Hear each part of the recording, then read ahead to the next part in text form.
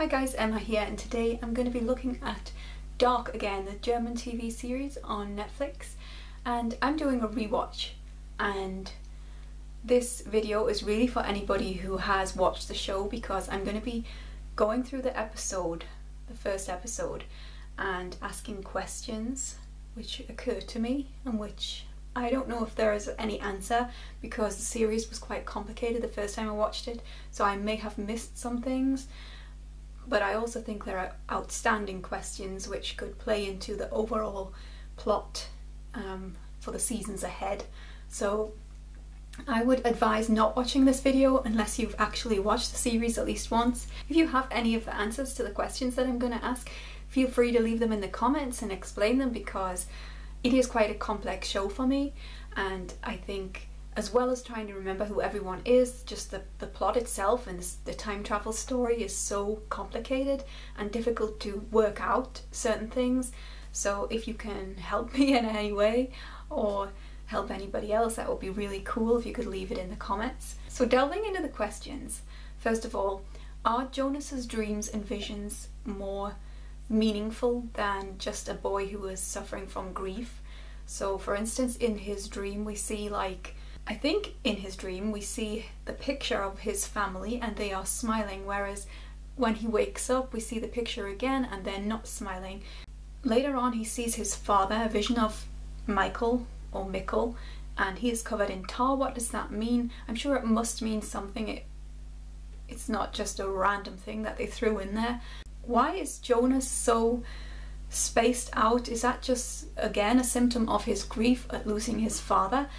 He does seem like he knows stuff before he's supposed to know stuff. The way he walks around town and the way he seems zoned out a little bit. Is there anything to that? Is he intuitive? Is he understanding something that he has experienced in his dream? Is Jonas really Mikkel's son? Because I'm just asking that because I tried to figure out, like, when Jonas went back to get Mikkel, it wouldn't have been possible for Jonas to go back in time and save Mikkel and bring him back, because if he did that it would mean that Jonas didn't exist, right? But if he had been, say, Ulrich's son or somebody else's son, then that would be possible. How long have Ulrich and Hannah been having their affair? Has Hannah had relationships with other people? It certainly seemed like from the picture we saw of the family that she wasn't happy. When Jonas and Mikkel were running through the forest after hearing the whooshing sound coming from the caves, why did Mikkel just suddenly disappear as Jonas fell to the ground, almost as if something had changed in regards to the timelines, like they'd gone into a different time, because it didn't look like there was any kind of portal like we see later on in the room, and didn't look like Mikkel was sucked away into the cave by the air. He just vanished. So what happened there? What is Bartosh's real personality? We see him being kind of nice to Jonas early on, but on the other hand he is nice on one hand and then nasty on the other. So he says to Jonas that he helped him by saying that he was in France, instead of getting psychiatric help, and then he reveals that he has basically stolen Jonas's love interest. And then we see Bartosz later on being violent to a girl. We see him wanting the stash of Eric's, the drug stash. I think Bartosz does have a lot in common with Noah. I think they might be the same person, and if you look at the personality traits that Bartosz has early on in these episodes, I think that has a lot in common with Noah, because on the one hand, Noah presents himself as this godly figure who says that they are on the good side and that they are doing the right thing, and on the other hand he is actually doing some hideous experiments with children, and he seems to have no moral instincts. Why is Ulrich unhappy in his marriage? Is he unhappy, or is he just the kind of guy that plays around? What makes him unhappy with Katarina? Why didn't Hannah recognize Mikkel when he grew up? Did she just think that they were similar looking? Why weren't the caves sealed up or protected by railings or something like they were in the past?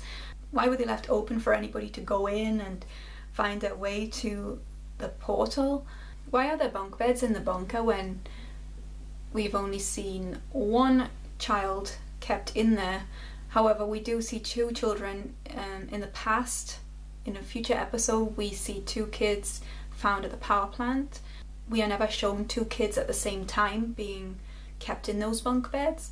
Charlotte and Peter seem kind of different characters to me, like they wouldn't be necessarily a good couple, so I'm wondering how they met and their past and what they have in common basically. Why is Francesca quite a tough, hard girl? Why is she so angry? It seems like she has something against the entire world.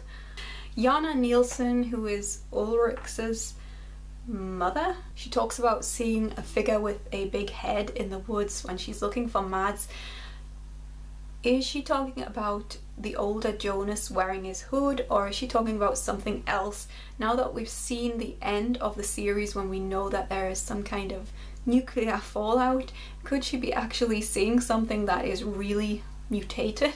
Why can't Ines share what she knows with anybody, and why is she isolating her own family like Hannah and Jonas?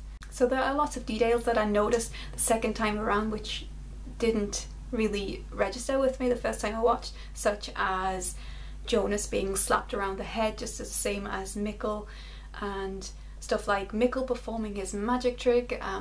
There are a lot of allusions to other events and other details, and it's very, very clever, I think. Okay, so that's all I can think of right now. I will be doing this episode by episode with any more questions that I have, and I look forward to hearing what you have to say in the comments, and see you next time. Bye!